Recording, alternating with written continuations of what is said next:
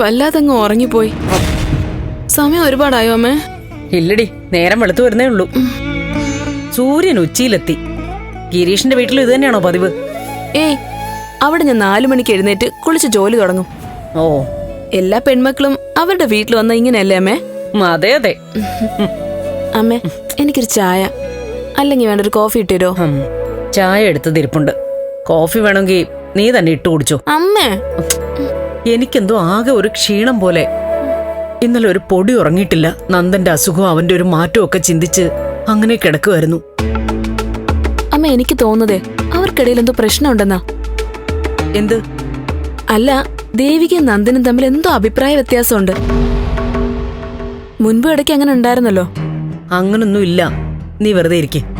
അമ്മ ഒരു കാര്യം ചെയ്, അവളൊന്ന് വിളിക്ക്, എന്നിട്ട് തന്ത്രപരമായി ചോദിക്ക്. അപ്പ അറിയാൻ കാര്യങ്ങള്. അവര് നല്ല സന്തോഷായിട്ട് പോവല്ലേ, അതിനിടയിൽ ആവശ്യമില്ലാത്ത ചോദ്യം ഉത്തരവ് ഒന്നും വേണ്ട. അമ്മ അവളെ വിളിച്ചേ. ദേവികേ, ദേ അമ്മ വിളിക്കുന്നു. നീ വിളിക്കണ്ട, അവളിവിടെ ഇല്ല. അവളിവിടെ ഇല്ലേ? എവിടെ അവള്?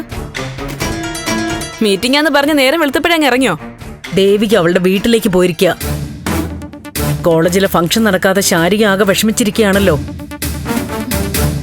ശാരിക ഒന്ന് ആശ്വസിപ്പിക്കാൻ പോയതാ. എന്നിട്ട് അമ്മ അതങ്ങ് സമ്മതിച്ചോ?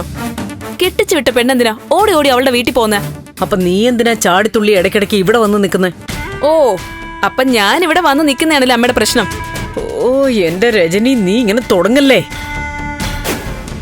ഇപ്പൊ ദേവിക ചെയ്തത് ഒരു മര്യാദയാ. ശാരിക ആകെ വല്ലാത്തൊരവസ്ഥയിലാണെന്ന് അറിഞ്ഞിട്ടാ ദേവിക പോയത്. എന്ത് വല്ലാത്ത അവസ്ഥ? അവള് തോന്നിവാസത്തിലാ നടക്കുന്നേ. എന്താ ഒരു തർക്കം?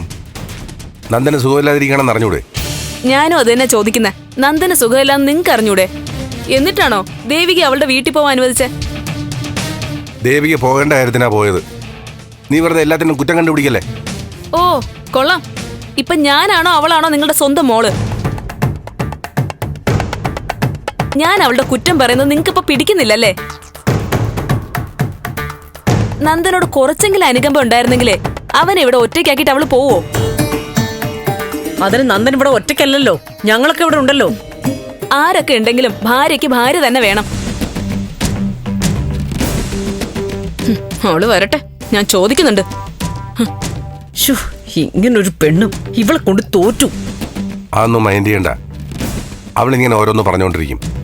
എനിക്ക് പാർട്ടി മീറ്റിംഗ് ഉണ്ട്, ഞാൻ ഇറങ്ങാം.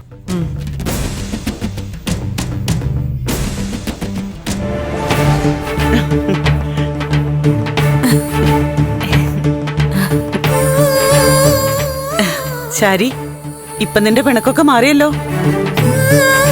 ഇനി ഞങ്ങളെ മെക്കിട്ട് കയറരുത്. എന്താ ആന്റി, ഈ ചേച്ചി അനിയത്തിയും തമ്മിലുള്ള കുസൃതികളൊക്കെ എങ്ങനെയാ പിണക്കാവുന്നത്? അതെ, ഇത് ഞങ്ങള് ചേച്ചി അനിയത്തിയും തമ്മിലുള്ള കുട്ടിക്കളിയാ. എന്നാലും എന്റെ ചേച്ചി, ഈ കളി ഒരല്പം കൈവിട്ട കളിയായി പോയി. ആ പോട്ടെ, ക്ഷമിച്ചിരിക്കുന്നു. Sorry D. എന്താ ചേച്ചി, ഇനി സോറിയൊന്നും വേണ്ട. എന്നാലും കിട്ടുന്ന സോറി എങ്ങനെ വെറുതെ കളയണ്ട. ഇങ്ങനെയുള്ള അവസരങ്ങളിൽ ഇതൊക്കെ കിട്ടൂ. എന്തായാലും ഒരു MLA അല്ലേ, MLAയുടെ സോറിക്ക് ഭയങ്കര വിലയാ. എന്തായാലും പ്രിൻസിപ്പലിനോട് നേരിട്ട് എന്ന് സംസാരിച്ചത് നല്ല കാര്യമായി. ഞാൻ പോവാത്തതിന് പകരമായിട്ട് അടുത്തൊരു ഫംഗ്ഷന് മിനിസ്റ്ററേയും കൂട്ടി പോവാന്ന് പറഞ്ഞു. Principal double happy.